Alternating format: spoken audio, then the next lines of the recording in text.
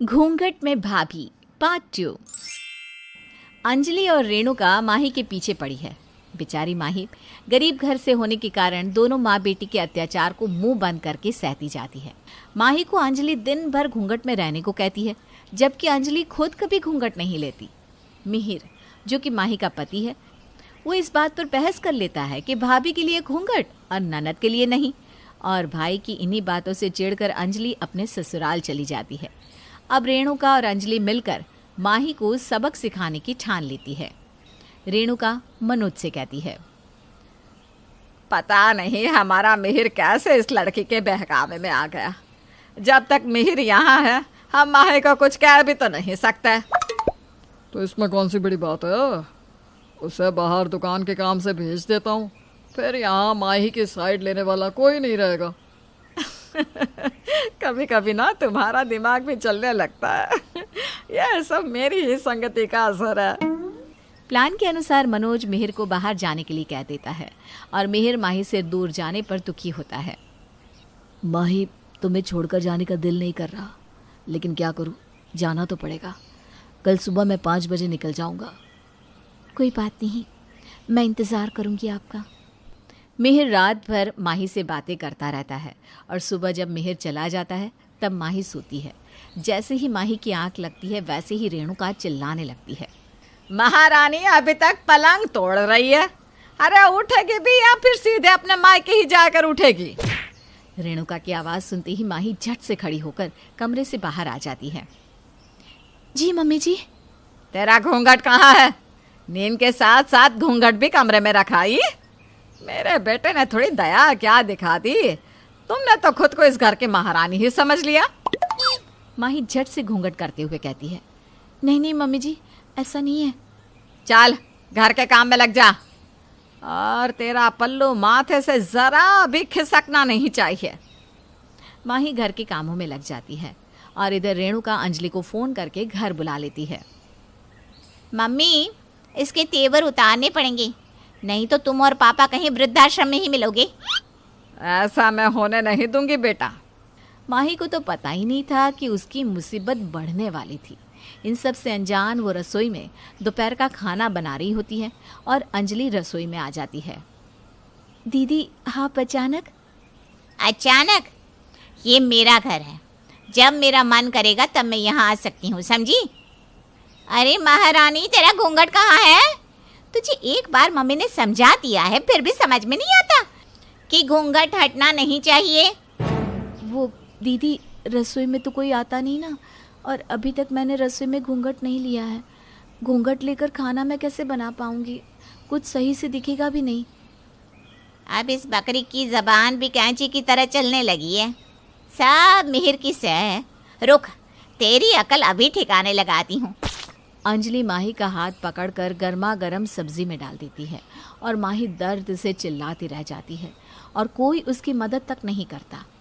दीदी, छोड़ दीजिए, अब कभी ये गलती नहीं होगी। दीदी, छोड़ दीजिए। माही के हाथों में छाले पड़ जाते हैं। वो बेचारी रोती हुई अपनी किस्मत को कोसती है। क्या सोचकर आई थी इस घर में, और मेरे साथ क्या हो रहा है? भाभी के लिए घूंघट और बेटी के लिए नहीं, ये कहाँ का न्याय है भगवान? हाथ जलने के कारण माही को बुखार हो जाता है और फिर भी वो दर्द में भी काम करती रहती है। अगले दिन अचानक प्रवीण अंजलि से मिलने वहाँ आ जाता है। प्रवीण को देखकर अंजलि सहम जाती है और सोचती है, इस हालत में अगर इन्होंने माही को देख लिया तो क्या होगा? मेरे ससुराल में भी मेरे साथ यही हुआ तो? तभी प्रवीण कह उठता है, अरे माई भाभी, ये सब क्या है? आपके हाथ तो जले हैं, फिर भी आप काम किए जा रही हैं। और इस जमाने में भला घूंघट कौन ही रखता है? हटाइए इसे।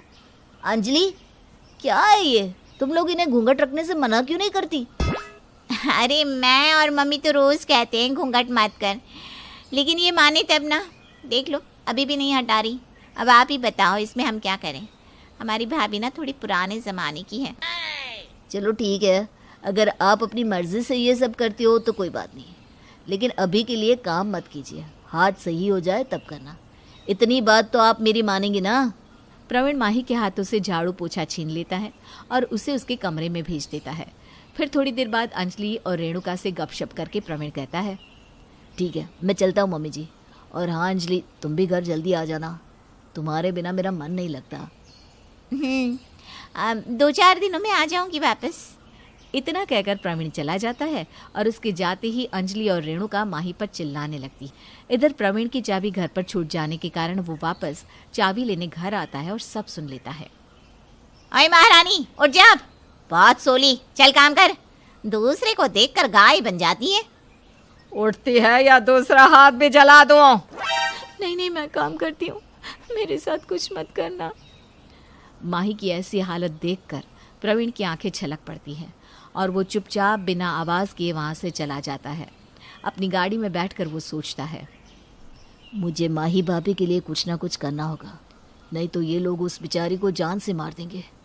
अंजलि को तो बाद में देखता हूँ। प्रवीण उसी वक्त मिहिर को फ़ोन करके सब बता देता है। ये लोग आदमी नहीं, हैवान है हैवान। अपनी बीवी को जिंदा चाहते हो तो जल्दी आ जाओ घर। मैं अभी यहाँ से निकल रहा हूँ। मिहिर अपने घर के लिए निकलता है और अगले दिन बुखार कम ना होने के कारण माही की हालत बहुत ख़राब हो जाती है और सुबह झाड़ू लगाते वक्त उसका घूंघट सिर से गिर जाता है और अंजलि उस पर बरस पड़ती है। कल तेरा हाथ जलाया, उसके बाद भी समझ में नहीं आया कि घूंघट गिरना नहीं चाहिए। चल तू निकल मेरे घर से, अपनी माँ के घर जा। मेरे बेटे की मैं दूसरी शादी करूंगी। नहीं नहीं मम्मी जी, मुझे मत निकालिए यहाँ से, मेरी माँ मर जाएगी मुझे इस तरह देखकर। तेरी माँ का ठेका हम लोगों ने ले रखा है क्या? है? एक तो दहेज में फूटी कोड़ी तक नहीं दी और ऐसी बेटी हमारे माथे मत दी। इतना कहकर अंजलि माही को मारने के लिए हाथ उठाती है और उसी वक्त वहाँ मिहिर प्रवीण के साथ आकर उसका हाथ पकड़ लेता है। माही रोते हुए मिहिर के गले लग जाती है। अरे बेटा, इस मगरमच्छ के आंसू पर मत जाना। इसने जो किया तुझे क्या बताऊं बेटा। बस माँ बस, मैंने और प्रवीण ने सब अपनी आंखों से देखा है कि किस तरह आप लोग माही पे अत्याचार करते हैं। मैं यहीं खड़ा सब देख रहा था। मेरी माँ इतनी गिर जाएगी मैंने सपने में भी नहीं सोचा था। माही, अपना सामान पैक करो, हम 1 मिनट भी यहाँ नहीं रहेंगे। माही और मिहिर घर छोड़कर जाने लगते हैं। तभी अंजलि प्रवीण से कहती है, चलिए जी, हम अपने घर चलते हैं। प्रवीण अंजलि को एक तमाचा मारता है। भाभी के लिए घूंघट और बेटी के लिए नहीं? तुमने कभी आज तक घूंघट लिया है मेरे घर में? कभी नहीं। फिर भी इस बेचारी पर इतना अत्याचार। अच्छा हुआ भगवान ने तुम्हें बच्चे नहीं दिए, नहीं तो मैं तुम्हें छोड़ नहीं पाता। लेकिन अब मेरी जिंदगी में तुम्हारे लिए कोई जगह नहीं है। जिंदगी भर अपनी माँ के साथ यहीं घूंघट घूंटा खेलती रहो। नहीं नहीं, आप मेरे साथ ऐसा मत करो। मम्मी, मम्मी ने समझाओ ना, मैं नहीं रह पाऊंगी इनके बिना। अब शायद तुम्हें माही भाभी की तकलीफ का अंदाजा हो पाए। प्रवीण अंजलि को छोड़कर वहां से चला जाता है। रेणुका और मनोज मिहिर को रोकने लगते हैं। बेटा, इस बुढ़ापे में हमें छोड़कर मत जा। आपकी हरकतों के लिए तो मुझे आपको जेल में डलवा देना चाहिए, लेकिन मैंने ऐसा नहीं किया। वाह रे घूंघट, तुमने तो पूरा घर ही तोड़ कर रख दिया। माही को लेकर मिहिर हमेशा के लिए वहां से चला जाता है और रेणुका रोती रह जाती है।